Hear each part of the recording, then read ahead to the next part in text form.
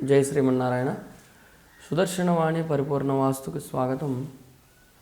ధనప్రాప్తి కలగాలంటే వాస్తు సూచన 19. గృహంలో లక్ష్మీ కటాక్షం అనేది కలగాలంటే ఈ 360 డిగ్రీల్లో కూడాను 108 విభాగాలు చేసాం.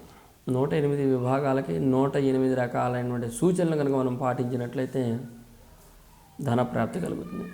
అందులో 18 వరకు ఇప్పుడు చెప్పుకున్నాం. ఇక నుంచి మనం 19 నుంచి మళ్ళీ ఇంకో 18 అనేది మనం తీసుకుంటాం.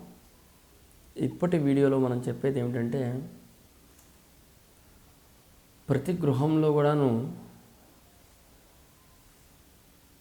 ఇంటికి ప్రధాన గేటు అనేది ఒకటి ఉంటుంది. అంటే ప్రహరీకి సంబంధించిన గేటు.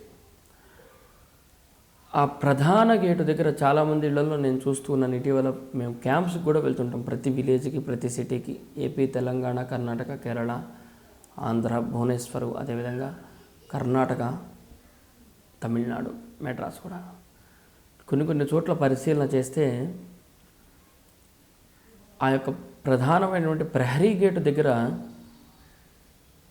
ఈ యొక్క బ్రహ్మజముడు, నాగజముడు అనేటువంటి ఈ ఎడారి వృక్షాలు, ముళ్ళతో కూడుకున్న వృక్షాలు ఏవైతే ఉంటాయో ఆ వృక్షాలని అక్కడ పెంచుతుంటారు.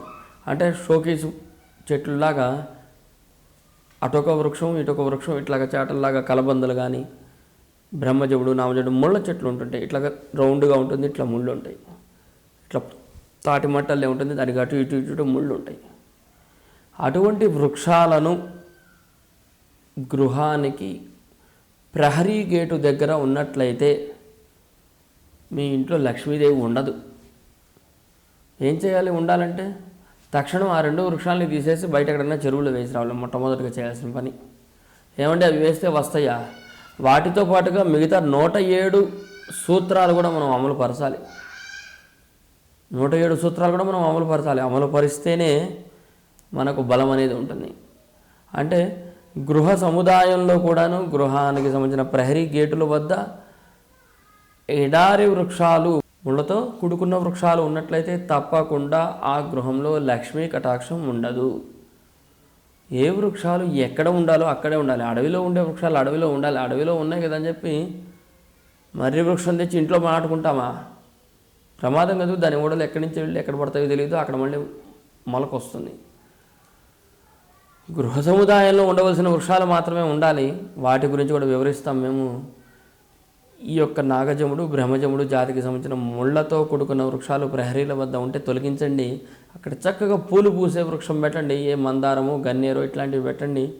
బ్రహ్మాండంగా లక్ష్మీదేవి ప్రతిరోజు మన ఇంట్లోకి రావడం అనేది, సంభవించడం అనేది జరుగుతుంది. జయ శ్రీమన్నారాయణ.